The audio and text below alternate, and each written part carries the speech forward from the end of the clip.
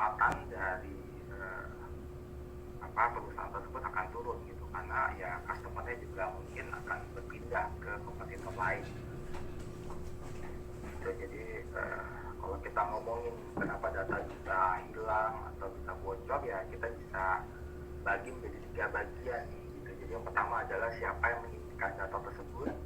Jadi secara data itu 47% itu dari external actor ya. Jadi external actor ini misalkan dari pihak-pihak luar yang ingin coba masuk ke dalam perusahaan gitu, coba untuk ngambil datanya gitu. Tapi kalau misalkan kita udah punya perangkat seperti IPS, ada firewall, ada endpoint security, kalau misalkan semuanya udah kita configure dengan baik dan benar, nah itu bisa kita cegah gitu. Tapi dari data ini kita lihat bahwa lebih besar adalah 53% itu dari internal actor gitu, dalam artian ya dari pegawai perusahaan itu sendiri gitu.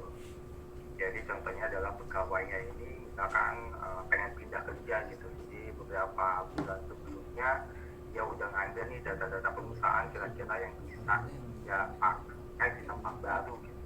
Nah, kita nggak tahu lah tujuannya apa gitu. Jadi secara orang yang ingin mengambil data perusahaan itu ya lebih banyak dari internal ya perusahaan itu sendiri gitu. Nah, lalu bagaimana sih data itu bisa keluar? Jadi 60% itu secara elektronik ya, dalam artian ya mungkin dia datanya tinggal dikirim aja ke alamat, misalkan dia punya email, disimpan aja ke emailnya, diupload ke email, nah itu kan Jayato, misalkan dia punya Dropbox gitu, disimpan aja ke Dropbox ya, itu kan secara elektronik. Bisa juga secara fisikal ya, fisikal ini mungkin kita punya data di laptop atau misalkan di flash disk yang itu mungkin jatuh atau misalkan dicuri orang gitu. Nah itu bisa kita protect itu dengan drive encryption ya. Jadi walaupun kita diambil laptopnya atau misalkan flash disknya, orang yang ambil itu yang akan bisa buka datanya, nah itu bisa diproteksi.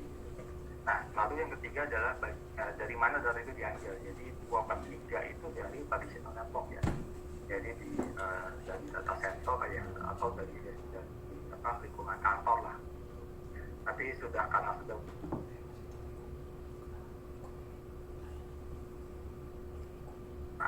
cloud ya, pakai Office 365 atau misalkan pakai OneDrive, nah itu kan sudah mulai. Nah jadi sepertiganya itu sudah mulai di arah cloud gitu. Jadi kita bisa protect nggak cuma di sisi on-prem tapi juga di sisi cloud-nya gitu. Udah nggak ada ya? Nanti kalau ada pertanyaan langsung aja ya Pak ya, langsung ditanyakan aja gitu, Pak. Oke, ya. Nah lalu kalau misalkan kita lihat nih tipe-tipe datanya ini, data loss ini seperti apa sih gitu. Nah nanti dari tipe-tipe data ini kita bisa tahu nih kebutuhan perusahaan kita tuh kira-kira ada di sisi mana gitu. Nah jadi pertama itu data in motion ya. Data in motion adalah data yang bergerak ya dari dalam perusahaan mungkin sampai dengan ke luar perusahaan, misalkan email atau web post ya, kita post ke suatu web gitu pakai data confidential, kita upload gitu, atau di network trafficnya di dalam network traffic atau partisi cloud misalkan. Nah itu solusinya kita pakai namanya DLP Prevent, DLP Monitor.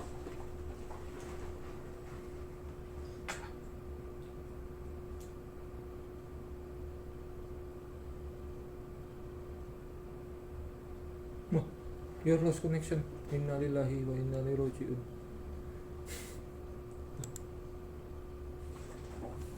Mati banget. Aku pakai wifi sih, wifi nya IT.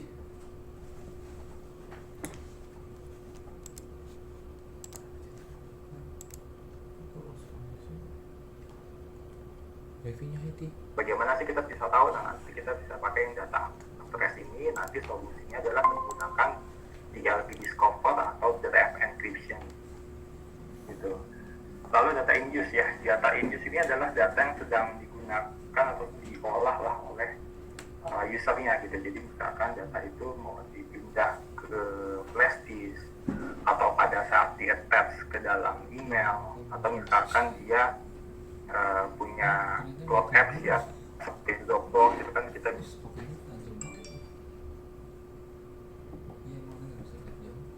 Dah lost lagi. Pakai ini kabel Itu banyak. tiba-tiba data emotion. Termasuk kabel mau Kabel kita kan. Statik ya. 112 aja kalau nggak salah. Bisa klik kanan mantap. Di 112 aja. Siapa? Oh, nganggur itu. iya punya itu tes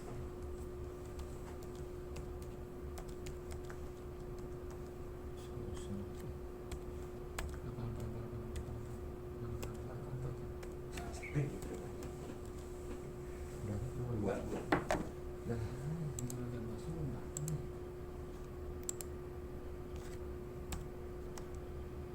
Oh, klik kanannya itu ya jempol itu. Iya.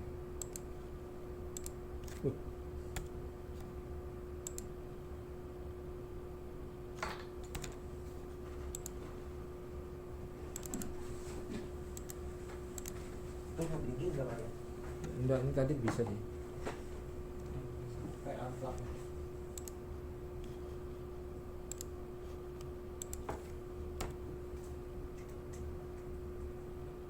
amplak kan Iya, kok unplug? Lu unplug. Enggak. Dah. Oh, ininya nggak bagus. Apa namanya? yang sambungan itu ya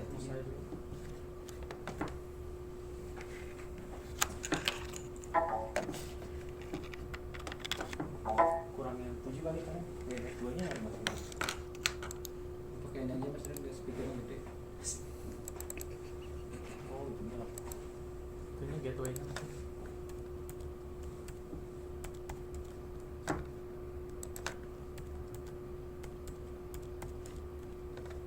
Tapi apa bisa?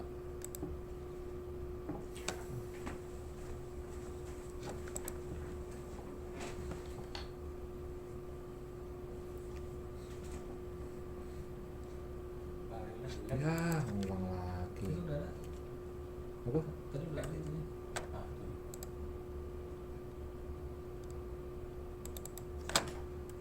Yang plus.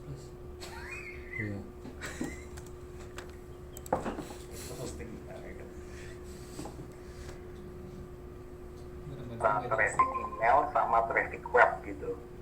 Jadi kalau misalkan Bapak punya mail servernya itu masih on-prem gitu dan juga misalkan punya proxy, jadi setiap user yang akan kirim email itu nanti dia di IP prevent-nya ini akan melakukan scanning gitu. Jadi mail servernya akan melempar dulu ke DLP prevent untuk di-scan. Kalau misalkan bersih ya nggak ada data konfidensial yang diteruskan gitu. Tapi kalau misalkan ternyata ada data konfidensial mereka bisa langsung mengelola gitu. Begitu juga kalau misalkan proxy ya, kalau misalkan dia di website itu misalkan dia upload sesuatu, nanti dia akan cek nih yang dia upload ini ada file confidential apa enggak gitu. Dia akan dari proxy akan lempar dulu ke DLP prevent untuk di scanning gitu. Terus juga ada DLP monitor, jadi DLP monitor ini lebih ke arah monitoring aja sih traffic yang lewat dari yang dalam ke arah luar gitu, tapi dia nggak bisa blocking gitu, monitoring aja sih. Nah, sampai ke arah yang UCE ya, UCE ini adalah Unified Cloud Edge. Jadi dia untuk solusi misalkan Bapak udah punya nih aplikasi Office 365 lah, Office 365, terus Bapak mau protect nih Office 365 kan sisi cloud ya Pak. Misalkan bagaimana sih kita protect pada saat user pakai Office 365 dia misalkan webmail gitu, dia bisa ngeblok kalau misalkan user itu ngirim data konfidensial ke arah Gmail. Nah, Gmail ini kan di sisi cloud juga gitu. Nah, nanti kita bisa menggunakan namanya Envision Cloud ya sebagai CASB-nya ya, Cloud Access Security Broker-nya. Gitu, Pak. Nah, ini untuk email ya, email prevent. Jadi kalau misalkan kita punya mail server internal ya, misalkan Exchange ya, jadi pada saat dia user kirim email nanti akan masuk ke Exchange, nanti akan dilempar ke email gateway-nya akan melempar dulu ke DLP prevent. DLP prevent ini akan melakukan scanning apakah ada data konfidensial apa enggak gitu. Kalau misalkan ada, dia bisa langsung blocking atau juga dia bisa ngasih namanya X header gitu. Jadi X header ini nanti ada value-nya ya, value-nya misalkan action-nya block atau misalkan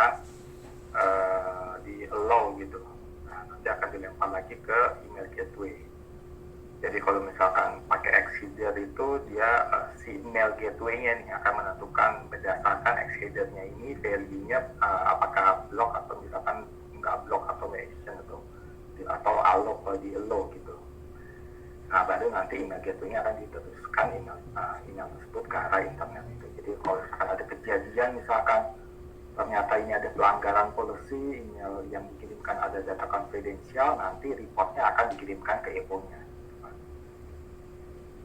Lalu juga ada DLP prevent ya, jadi DLP prevent ini secara flow-nya hampir sama ya. Jadi misalkan user mau browsing akan melewati web proxy akan melempar ke DLP prevent. Kalau apakah ada file confidential diupload ke suatu web, kalau ada nanti bisa memberikan info ke si web proxy-nya.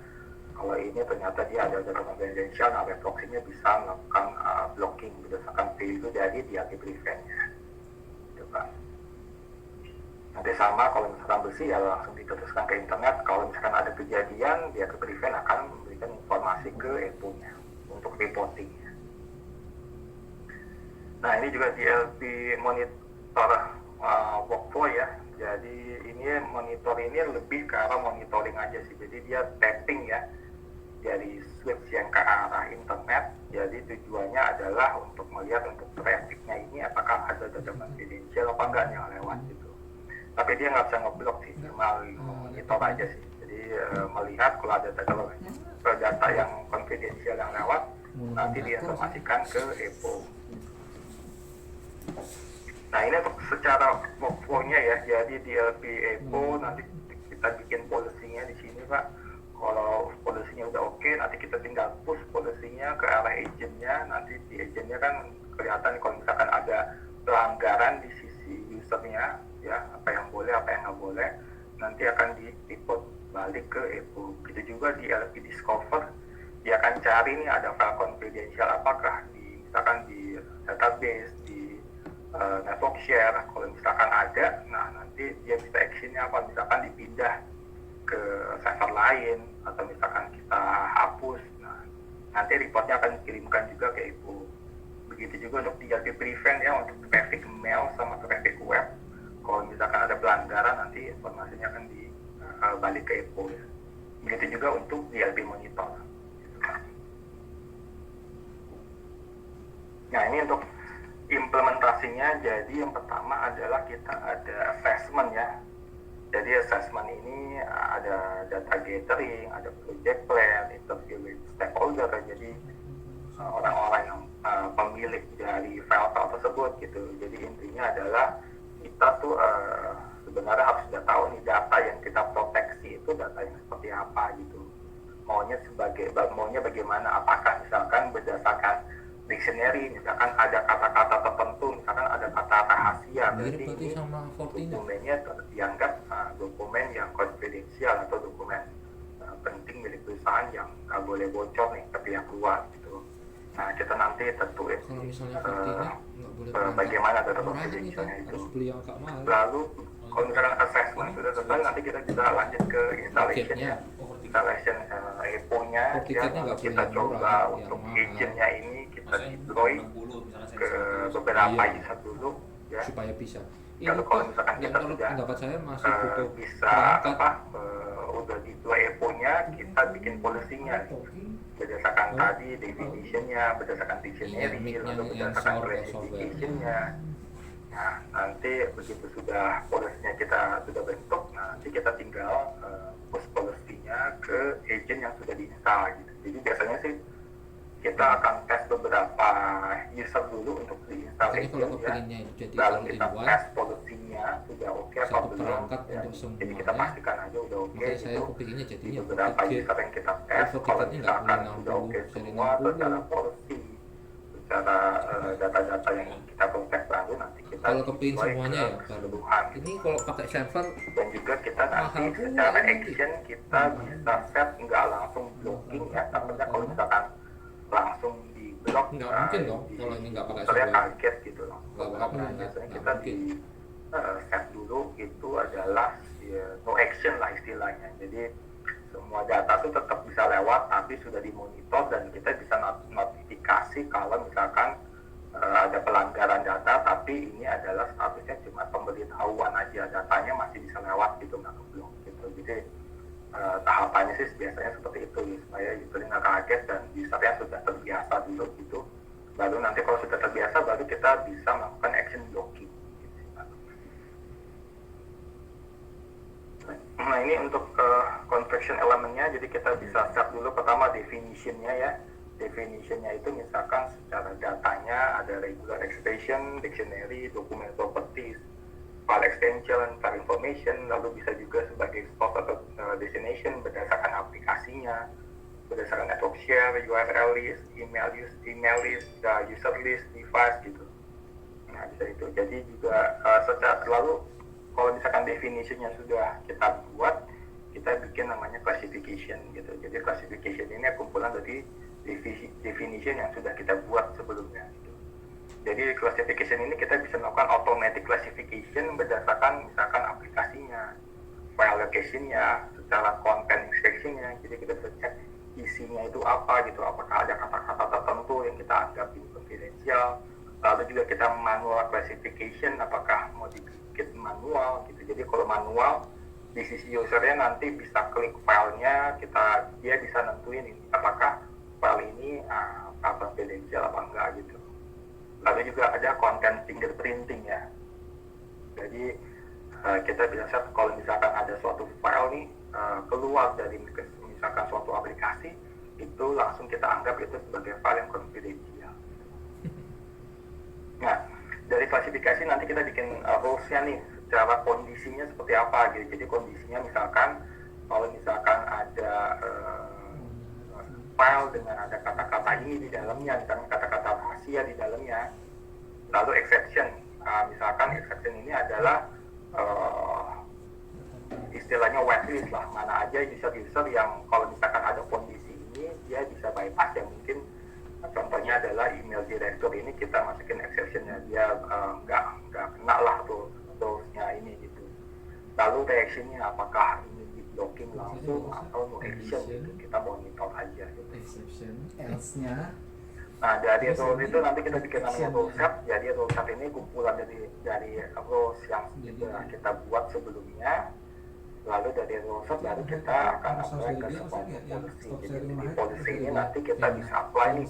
Misalkan kita bikin grup-grup ya, di dalamnya ada grup finance, ada grup IT. Nah itu kita pengen misalkan secara departemen nih polisinya harus beda-beda nih. Nah nanti kita bisa bedakan polisinya gitu. Lalu kita assign ke sistemnya itu.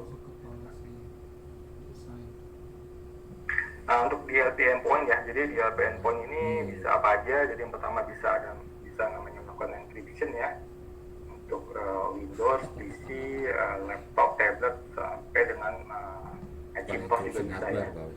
Lalu juga encryption untuk USB atau DVD. Lalu juga berdasarkan lokasinya kita bisa protect data. Lalu kalau misalkan ada dia bisa VPN proteksi ke arah cloud juga kita bisa protect. Lalu misalkan dia ingin ngeprint, ingin copy email, nah kita juga bisa protect. Kalau juga secara kontennya ya, kontennya dia melihat isinya itu apa ya, kita juga bisa protect. Lalu juga misalkan kita mau set untuk yang boleh mengakses file ini siapa aja, itu bisa tertentu, itu kita juga bisa set ya. Jadi secara platform ini kita bisa di Windows sama di Macintosh ya gitu. Jadi kalau Linux itu belum bisa. Lalu kita nih untuk kelebihan DLP endpoint ini, dia bisa melakukan coach and monitoring user behavior ya. Jadi yang pertama bisa manual classification ya. Jadi dia bisa misalkan dia bikin suatu file, dia langsung klik kanan filenya bisa set nih kalau ini masuk ke klasifikasi misalkan public, confidential atau public gitu. Tapi nggak ada Itu manual proyektornya. classification. Lalu ada self remediation ini kita di sisi user, misalkan usernya pengen tahu nih di laptop saya ini ada data confidential apa enggak sih, nanti dia tinggal scanning aja gitu di fitur scanning untuk cek apakah di laptop dia ada data confidential apa enggak gitu. Lalu ada real time feedback, jadi untuk kayak akan muncul box itu ya, pop up box gitu, nanti dia akan bisa bisa enter Kasih justification. nama gua. Misalkan nih manajer saya udah approve. Iya, gitu. HP Misalkan, maksudnya atau aku pengen misalkan, dengerin juga soalnya. dokumen ini nggak sensitif kok gitu, atau misalkan maaf saya nggak tahu kalau ini melanggar policy misalkan. Join Bisa itu. Google Jadi Meet-nya. dengan adanya Kakak tahu. dialog ada box di atau muncul komputer. pop up gitu, jadi ini Ini bisa nih, jadi tahu kodenya kalau ini. misalkan data yang FFP, mereka LSP, gunakan mereka di coba situ. kirim Iya, atau iya, mereka iya. sedang coba simpan misalkan ke festis itu diawasi oleh perusahaan Yes, gitu. nanti Jadi kita mereka lanjut nggak juga.